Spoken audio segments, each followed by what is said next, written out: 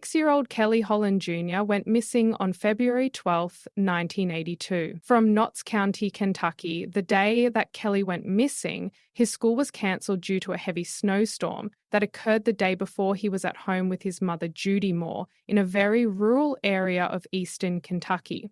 Kelly lived with his mother and her boyfriend, Kurt Campbell. His mother states that at around 11 a.m. that morning, Kelly went outside to play. His mother went to check on him. Around 4 p.m., after checking on him, she went to a neighbor's house to answer a phone call, as the family did not have a phone of their own. When she returned, Kelly was no longer in the yard, and when she didn't see him, she assumed he had gone to a friend's house. When it was dinner time around 6 p.m., Kelly had not returned. She went outside to call him in for dinner, but didn't receive an answer.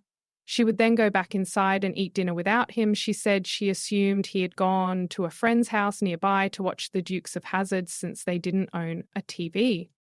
Judy later went to the friend's house to get Kelly, only to find out that Kelly had never been there that day. Judy says when she realized her son was missing, she went to her boyfriend's grandmother's home and asked to use the phone to call police. She stated, strangely, she wasn't permitted by her boyfriend's grandmother to call the police until midnight, about 6 hours after his disappearance. This is one of the most perplexing and frustrating points of the case. Why would someone that presumably knew Kelly not allow his mother to call the police and tell them he was missing? Then again, why didn't she just go to another neighbor's house to use the phone? Family members and neighbors began searching the area for Kelly as word got around of what was going on. However, Judy would say the official police search didn't begin until dawn the next day. Initially, law enforcement believed that Kelly had simply wandered off, possibly to one of the abandoned mines located in the area, and possibly had froze to death over the next few weeks. Police searched in water wells, creeks, and the nearby abandoned mines. They even checked under porches and in sheds and storage buildings, but found no signs of Callie Kelly's parents. Divorced several years before his disappearance, his older brother and sister were living with their grandmother in Jackson, Kentucky, because Judy had a hard time caring for them. It is rumored that Kelly's mother and her boyfriend had possible drug addictions and may have been abusing him. Authorities believe someone local was involved in Kelly's disappearance. Many of the neighbours in the area in 1,982 had criminal records while there was a grand jury investigation, and Judy was a suspect from the beginning. She has never been charged. Her own sister reported at one point that Judy had killed Kelly, and she helped bury the body, but according to Judy in a recent interview, she denied the allegations and says she has nothing to do with her child's disappearance. I was told by the police that my sister said that I killed him and she helped me bury it. I don't know what happened, but that's what I was told. Did you talk to your sister about that? She said it didn't happen, but you don't know. After a while, she quit talking to me. His case is now classified as a possible abduction. After his disappearance, there were tips that placed him in Florida, possibly in the cities of Tampa or Tonawanda.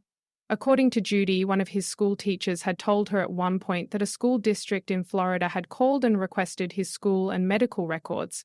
Unfortunately, a fire has since destroyed most of the school's records, so none of this information could be verified. However, why wouldn't Judy give this information to the police? Judy has never been ruled out as a suspect in the case of Kelly's disappearance, and at one point investigators received a tip and dug up Judy's concrete porch looking for Kelly, but found nothing. Judy, however, has stated that his father, Bobby, might have taken him or knew someone who had taken him. However, Kelly's father has since passed away, while the reported sightings in Florida have never been considered credible. If any of them are true, who would have taken him to Florida? It doesn't make sense for his father to be involved since he was living in Kentucky at the time of his disappearance and remained there until his death. Another strange incident in this story is in 2010, Kelly's sister Margaret, who was 10 at the time of the disappearance, said that her aunt, who recently died, told the family about a letter she was leaving behind. Nothing has ever been said about the letter again. So it either doesn't exist, didn't pertain to Kelly's disappearance, or the family felt it shouldn't be shared with anyone. There are multiple conflicting accounts of what happened that day. Most likely because the person given the information keeps changing the story. For instance, was Judy's boyfriend Kurt Campbell at the house that day, or was she there alone? Also, there is conflicting information on whether the parents at the friend's house said they hadn't seen Kelly at all, or that he was there and they sent him home when it started to snow again. There are a lot of strange details in this case with lots of unanswered questions. But after watching the interview with Kelly's mother, I personally don't believe she had anything to do with it. However, sadly, as of today, this case remains unsolved. May God have mercy on them. How would you feel if it was your child? Alice Faye Jefferson was a 20-year-old Army wife and mother of two who disappeared from Fort Campbell, Kentucky, sometime between 1974 and 1975. She lived with her husband, Lee Andrew Jefferson, a soldier who was assigned there between March 1973 and 1975. The day of her disappearance, her two children, 6-year-old Paula and 5-year-old Johnny, walked home from school after no one came to pick them up. Upon their arrival home, they knocked on the door for a long period of time with no answer. Eventually, Jefferson's husband Lee, the children's stepfather, answered the door sweating and agitated, claiming that he had been asleep while Alice's car and clothes were still there. She was nowhere to be found. Lee claimed Alice had left and possibly gone to Nashville. However, he wouldn't let the children into their bedroom and made them sleep with him. A few days later, he packed some bags and loaded his stepchildren up and dropped them off at Alice's parents' house in North Little Rock, Arkansas. That was the last time the children saw Lee. An official police report was not filed on this case until 2013. Nearly 40 years later, however, both Lee and Alice's parents claimed to have tried to file a police report right after she went missing. Her parents said they called the Kentucky State Police and were told that it wasn't in their district, so they tried the Tennessee State Police, as Fort Campbell is on the state line, who also said it wasn't in their district. It wasn't until 2013, nearly 40 years after her disappearance. When her children got the help of a private investigator and the wheels began turning, the US Army stepped in, confirming they opened an investigation. But that investigation turned cold. The Army states in an email at this point, "We have exhausted all leads in the case and are not actively investigating. However, if new information is discovered, we stand ready to reopen the case and thoroughly investigate all credible information. But the mystery remains what happened to Alice. Her social security number has not been used since that time, meaning she never got a job, never opened a bank account, and never paid her taxes. Her children believe they know what happened. I believe Lee Andrew Jefferson killed my mother in the bedroom and dumped her body, and he has gotten away with it," Paula said. Lee has never faced charges in her case and continues to maintain she simply left him. Lee Jefferson now lives in Lebanon, Pennsylvania. The remains of an African-American woman were found in 1975, 30 miles from the base in Tennessee, but had not been identified. However, a DNA profile does exist, and Paula says the Army took a DNA swab from her and her brother, but there was no match. Her children still seek answers to this day, but unfortunately, this case remains unsolved.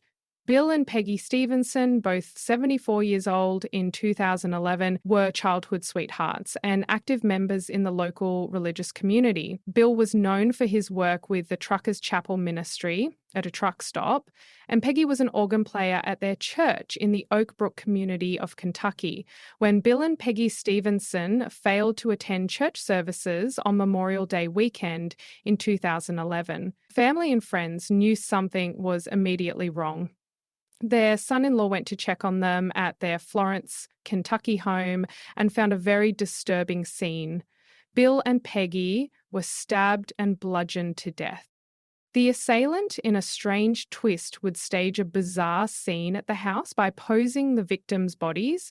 They would also rearrange items in every single room of the home. Photos in the home were arranged, suggesting the killer liked certain people and disliked others, but it felt very scripted.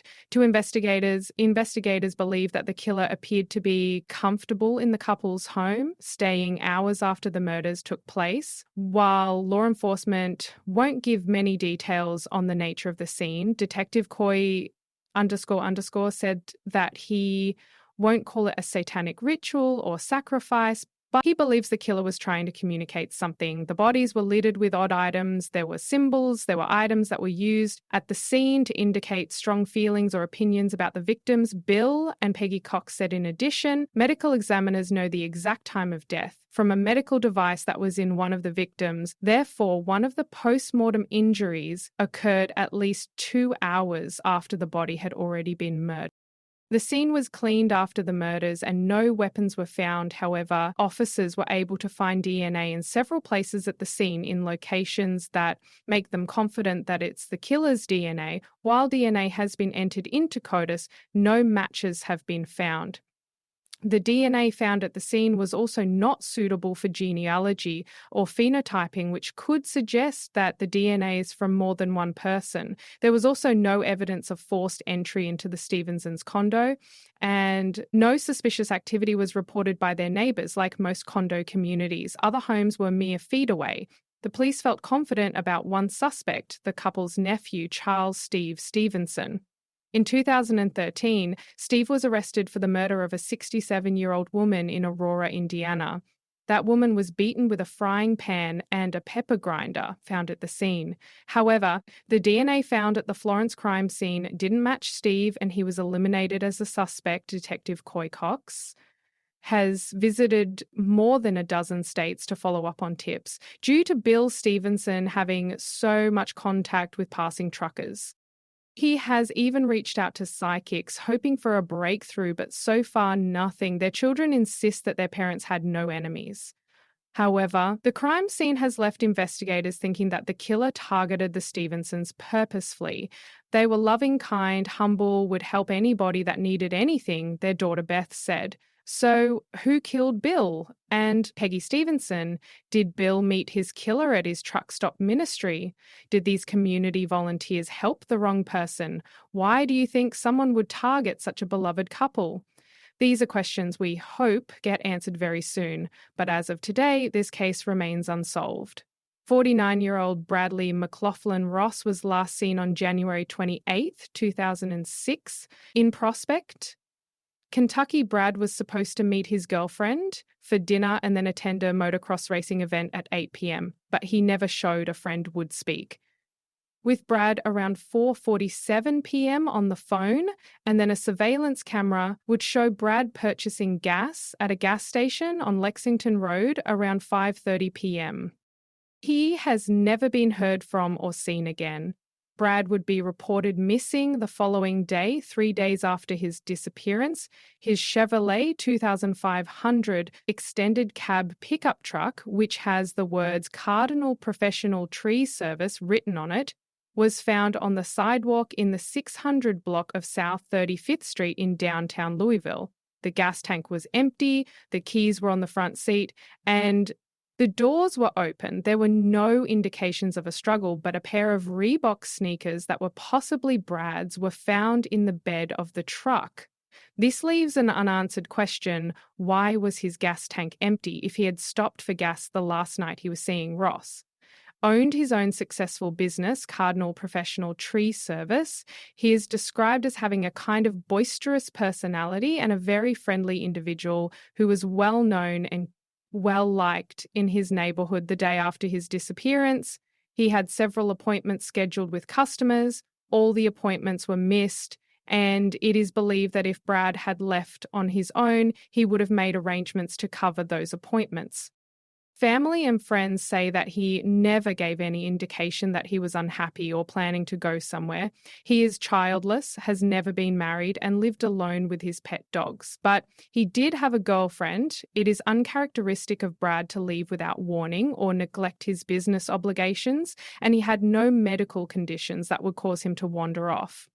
Brad was a graduate of Wagner High School and started his tree business when he was in his early 20s, although there is no hard evidence of foul play in his case. His disappearance is considered suspicious. A search and rescue team has searched the Ohio River from the 2nd Street Bridge to New Albany, Indiana, for clues as to his whereabouts. However, nothing was ever found, and as of today, this case remains unsolved. Elena Sanchez Hawkins was found murdered in her Elizabethtown, Kentucky home on January 8, 1992. She was only 29 years old that morning. Elena's husband, Michael Hawkins, called her from work at around 7 a.m. to make sure she was awake to get their oldest son on the school bus after Elena put their son on the school bus at 7:30 a.m. Sometime between then and 10 a.m., something horrible would occur. Michael would call the home again at 10 a.m., but received no answer. He would call again, and this time the 3-year-old would answer the phone and speak some heart-shattering words. "Mama is bleeding." Michael rushed home and found Elena with her hands bound behind her back and her throat cut. She had been brutally and sexually assaulted and died as a result of blood loss. Her murder has been described by authorities as especially brutal. No evidence of forced entry was found at the home, and authorities have said there were not obvious signs of a struggle either, leading them to believe that it might have been someone that she knew. Elena was described as a bit of a loner. She didn't have a lot of friends and instead was very close with her family. Her husband was quickly eliminated as he was in fact at work when the murder occurred. One witness told authorities that the morning of the murder, she had witnessed a black Dobson truck at the house. The truck was modified in a way that should have made it easily identifiable. However, they were never able to find the vehicle. Her son, who had been in the home that day, wasn't harmed, but did keep talking about the man, though a full description of the man was never able to be developed. Investigators have said that while evidence in the crime was found and kept, a good portion was tested at the time and very little remains, there was renewed interest in the case. In 2008, when in neighbouring Breckinridge County, a woman was brutally attacked, raped, and left for dead. In what was described as eerily similar to the 1992 unsolved murder of Elena. However, this victim survived and identified her attacker as her neighbour, Ernest D. Pine. Ernest Pine was a 58-year-old retired military man who was married and had no previous arrest. He was charged, pleaded guilty, and sentenced to 17 years in prison. He has been named as a person of interest in Elena's murder, but has never been questioned or formally named a suspect. In addition, Pine was living in Elizabethtown in 1992. At the time of Elena's murder, Ernest Pine is eligible for parole in 2025. Authorities have not conclusively linked the two cases and haven't outright named this attacker as a suspect in Elena's case, but call him a person of interest. Between advances in technology, the vehicle description, and law enforcement still available, this case seems like it could be solved. Michael Hawkins died April 25, 2004, at age 42, never knowing who killed his wife, but as of today, this case remains unsolved.